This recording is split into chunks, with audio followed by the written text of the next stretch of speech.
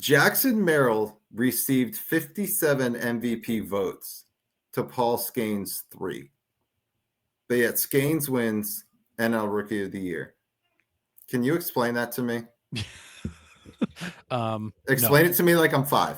Yeah. So it's funny. So you sent this to me and I'm like, come on, MLB, make this make sense. Like Skenes wins the Rookie of the Year, but Merrill gets more MVP votes. Like that makes no sense to me. But as I thought more about it, I'm like, well, this is the pitcher bias, or maybe it's actually the hitter bias. MVP votes always go to position players. Very seldom do pitchers enter that voting realm all that often. That's fair. So I thought about it more and I'm like, that doesn't make sense. But in the context of the MVP vote, which is almost always a position player, very rarely a pitcher, I was like, okay, it is the bias towards position players. So I feel like what we saw is the perfect example of that bias because Skenes beats Merrill for the Rookie of the Year and then gets so far fewer votes than Merrill for MVP because he's a pitcher. Okay.